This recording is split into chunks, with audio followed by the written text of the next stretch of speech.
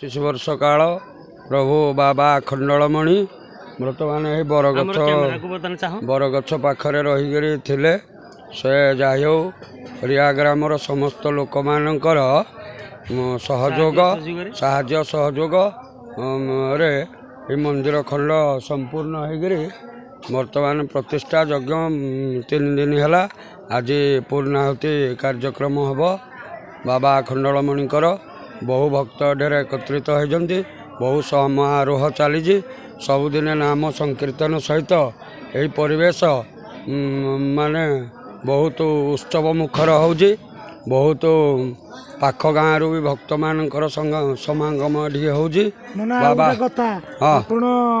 बाबा अखंडलमणि मंदिर प्रतिष्ठा 3 दिन है लगी रही आपण मैंने केते खुशी अच्छा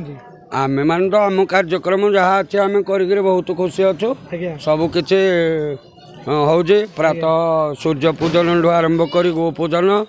तापर आमर शाला प्रवेश करण यज्ञ प्रवेश करण आरु प्रभुंकर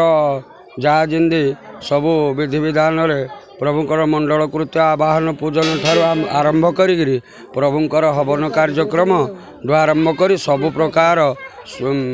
काम प्रभुंकर निर्विघ्न समाप्ति होजी। प्रभु अखंडलमणि सिद्ध असे तेणुक तांको पाखक बहुत भक्त भी आगुरी आसुले पुणे मंदिर प्रतिष्ठा पर तांकर जो ठाकुरंकर जो आसिकी तांकर लिंग सबू आसिकी स्थापना है पुणे ठीक अच्छे धन्यवाद आम रिया ग्राम तरफ धन्यवाद धन्यवाद धन्यवाद।